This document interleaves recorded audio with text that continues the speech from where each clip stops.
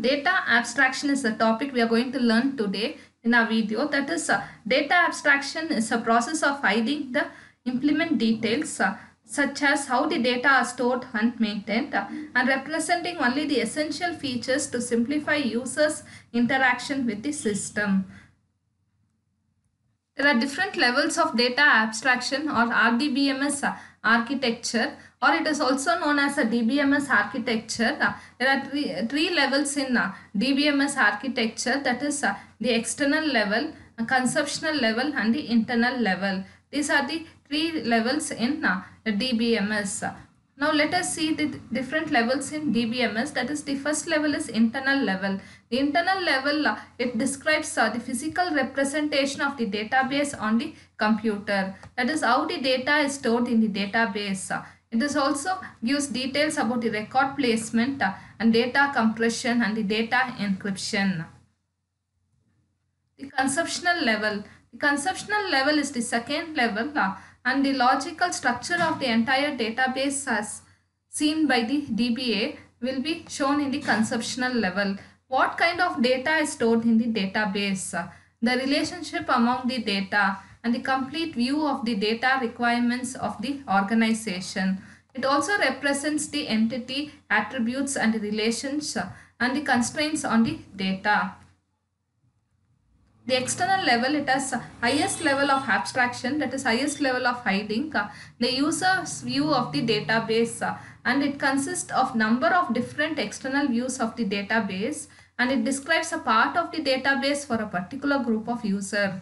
And it also provides a powerful and a flexible security mechanism by hiding parts of the database from certain user. It permits the user to access data in a way that is customized to their needs so that the same data can be seen by different users in different ways at the same time. For example, if you take an organization, the database management system will have different details about different departments like sales, purchase, HR, personal department. Different departments will have different details. So the data sometimes will be same, but it will be customized according to the needs of the user, and different users can view the data, same data in different ways at the same time according to their needs. For example, if you take an university, in university there are different users who will use the management, that is DBMS software, and the details about the user can be accessed by the staff as well as the administrator, but the details about the staff and the administrator cannot be viewed by the students. The student can view his marks, his attendance, but he cannot view the other details about the staff. So the external level is it will hide the data from the user, that is the students. Only what is required for the student will be viewed by the student. The other details will not be shown to the user. The same thing if you take example as a bank, the bank management system, these customers can view details about his account. He cannot view the details about the other customers, or he cannot view the details about the staff. So only what is needed to that customer will be viewed. All the details will not be shown to him. So this is possible in DBMS. So there are three levels in DBMS, that is internal level, conceptual level and the external level. The highest level of abstraction takes place in the external level, and the lowest level of abstraction, that is in the internal level, that is a physical level. The different types of DBMS user. The different types of DBMS users are database administrators, database designer, end user and the system analyst.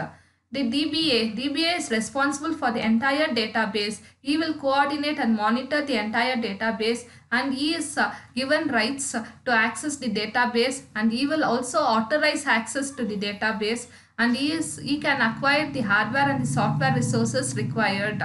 So all these will be done by a DBA, that is database administrator.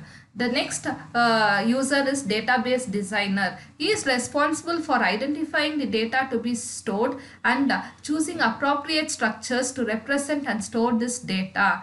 He is responsible for designing the entire database, and he should know what kind of data has to be stored and the structure of the database. The end user is a person whose job is to access the database. He is the person who is going to use the database, and according to his needs, the database will be designed. The system analyst.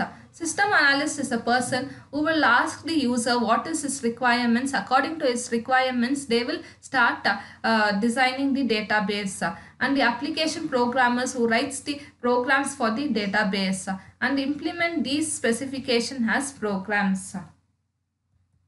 Data independence. Data independence is the ability of a database to modify a schema definition at one level without affecting a schema in a next higher level.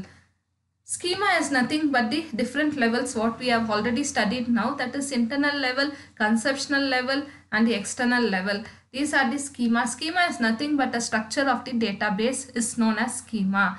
The data independence is the ability of a database to modify. If you are doing any kind of changes in one level, that should not affect the other level. For example, if you are doing any changes in the internal level, that should not affect the external level. So that is what we are telling as data independence. There are two types of data independence, that is a physical data independence and logical data independence. So what do you mean by this logical data independence? The ability to change the logical schema. If you do any changes in the logical schema, it should not affect the external schema or the application programs, then we call it as logical data independence. The ability to change the logical schema without having to change the external schema. That is already I told you, if you do any changes in the logical schema, it should not affect the external schema. That is called as logical data independence. The example, for example, the addition or the removal of a new entity, attributes or the relationships to a conceptual schema should be possible without having to change the existing external schema. If you do any changes, that is if you add on the entities, or if you are removing some entities or attributes in your table, that is in your database, it should not affect the external schema. What do you mean by a physical data independence? Physical data independence means some changes if you do in the physical schema. For example, you are using a new storage device or using a different data structure, or you are switching from one access method to another access method, or using a different file organization, or modifying the indexes. All these changes, if you are doing any of these changes, if you are doing in a physical schema, that is in your physical level, that should not affect the logical schema. So the changes which are done in a physical schema should not affect the logical schema, then we call it as physical data independence. So there are two types of data independence, that is logical data independence and the physical data independence. So today we have learnt about the structure, that is the architecture of the DBMS. That is, there are three levels in DBMS architecture, that is internal level, conceptual level and the external level. And we also learnt about the DBMS users, different users in the database management system, and data independence. There are two types of data independence, that is physical data independence and the logical data independence. Thanks for watching.